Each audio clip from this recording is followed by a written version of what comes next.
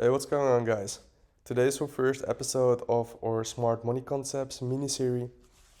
With this mini-series, we want to explain you guys a bit more about smart money concepts and how we trade it. So the first thing where we want to talk about are supply and demand zones and order blocks, because there are people that have some questions about it, like because I'm using different terms. Mainly, I'm using the term supply and demand zone for my high time frame POIs, point of interests. And for my lower time frame entries, I call them order blocks to like differentiate between them. So what are supply and demand zones? Basically, those are zones where big institutions like to trade from. So institutions place their orders in the supply zone for price to either move further down or move further up.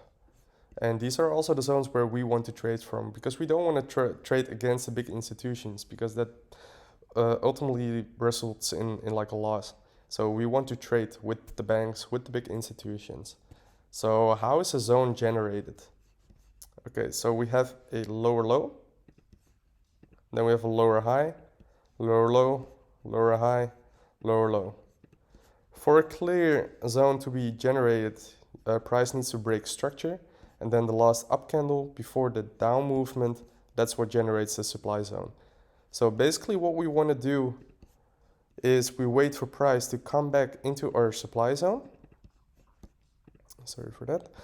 And then we want to scale down to the lower time frames. For me personally, I like to trade from the 15-minute high time frame supply and demand zones, and scaling down to the 30 seconds or either the 1 minute time frame to enter. And basically I want to see the exact same thing happening here. So let's say this is the reaction into the supply zone that's happening right here. I want to see a break of structure downwards like this, and then an order block like here. And that's where I put my limit order to further trade down on the 30 seconds or 1 minute time frame. I also have an example on how it is with the demand zone. So price is moving into an uptrend. So we have a higher high, we have a higher low, higher high, higher low, higher high. Again, the last down candle before the up candles, we need to have a clear break of structure over here to generate the demand zone. So price eventually gets back into the demand zone over here, and this is where we scale down to the 30 seconds time frame, where we basically want to see the same thing happening.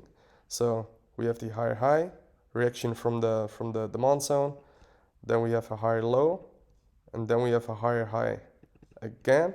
And as you can see here, this is where the break of structure is going to be, and basically a order block is generated, and then we put our limit order either at the equilibrium, so the middle of the order block, or at the high of the order block, and then you can place your. Alright, so this is basically what we want to see then. So what happens on the higher time frame also happens on the lower time frame. So this reaction is coming from the demand zone over here. So we place our limit order on the high of the order block over here, and then we target the previous high. I will show you guys a real life example later. Actually placed the trade today, that makes it all clear. So you place your limit order on the box over here, then you place your stop loss just below the higher low, and then you let it play out. So basically we will get triggered here, and then hopefully it will move upwards, of course. So that's basically the basics of supply and demand trading, combined with the lower time frame entries. So these are basically the zones where I'm talking about. Our indicator marks them up automatically. Of course, you have to monitor it yourself and see what price is doing. So you can't just take every order block or supply and demand zone that you're seeing. You need to have a set of rules where you stick to. So if I would go further, we currently have a generated supply zone over here.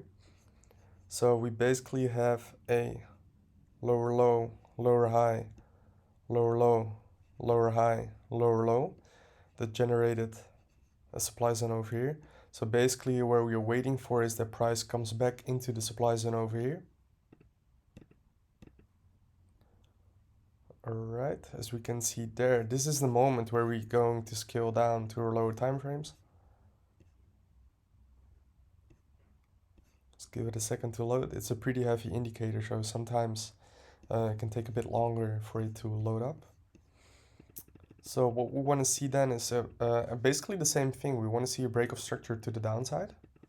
So now it's still going up further into the supply zone. Alright, so here it gave a change of character. That means that price could potentially go down.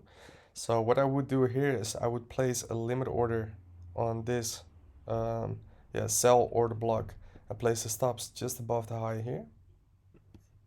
And as target, I would do the previous demand zone over here. So let's see what price is going to do. Alright. It didn't tap in, but as you can see here, it had another order block over here. So what you could do is you can place another entry on this sell order block over here, and if you would have done that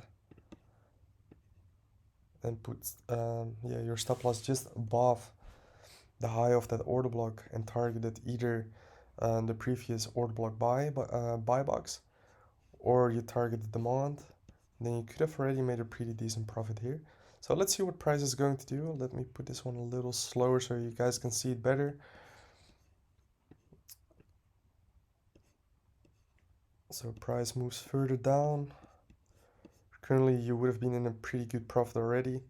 I would have personally already trailed down my trade. So as you can see, it's going further down. How I trail my stop loss, by the way, so let's forget this trade because it didn't trigger. So basically our entry is at this sell order block over here that is in the supply zone, or target would be initially this demand zone over here of the 50 minutes. What I would do is after every break of structure or change of character, I would place my stop loss just above. So this would be the first one. Then the second change of character to the downside, I would place my stop loss here. And let's see what price is going to do further.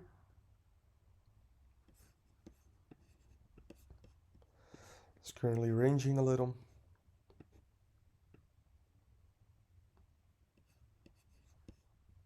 Okay, maybe put a little quicker.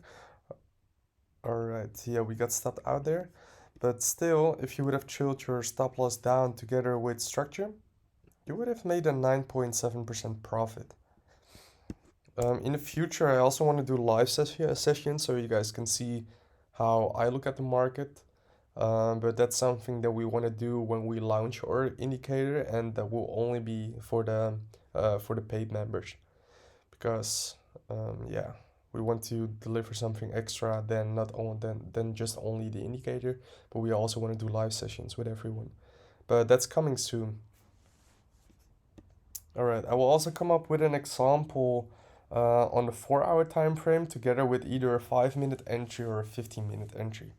So right, this example is from EURUSD. The higher time frame that we're currently using is the 4-hour, and as entry time frame we have the 15 minutes. You can all change that in our indicator itself. So I put it on 4 hours.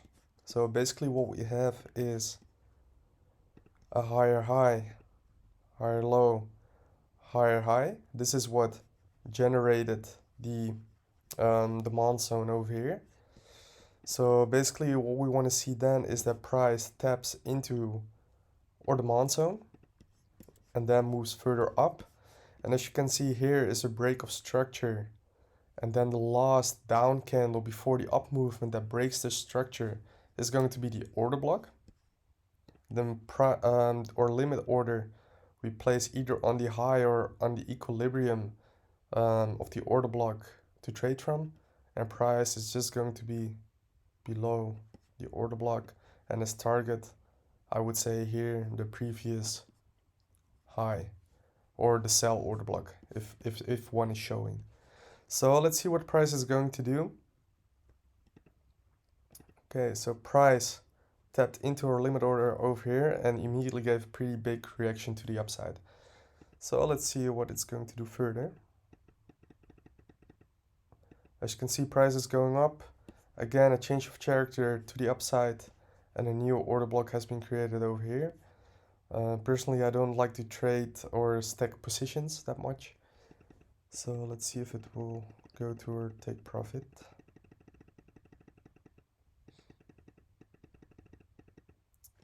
Alright, as you can see here is a break of structure. So what I would do personally now is I would put my stop loss under the low. So I would already secure a 2% profit. But let's see how it plays out. It almost hitting a TP. Alright. As you can see here, we got stopped out at 2%, which is a pretty decent trade anyway. So basically, to recap all of this, we want to wait for price to create a demand zone. Then we want price to come back into that demand zone, and from there on, we scale down to our lower time frame and then wait for a clear order block to show up. And this is going to be the position where we're going to trade from. Anyway, guys, I want to do bi-weekly videos like this. Next video I still have to make, but I think it's going to be about the fair value gaps and how you can trade from these zones. And I also want to come up with a video about risk management, so you won't lose your whole account in one trade. Anyway, I'm not the best teacher, or my English is also not the best, so I hope you guys could follow me. And yeah, see you guys soon. Cheers.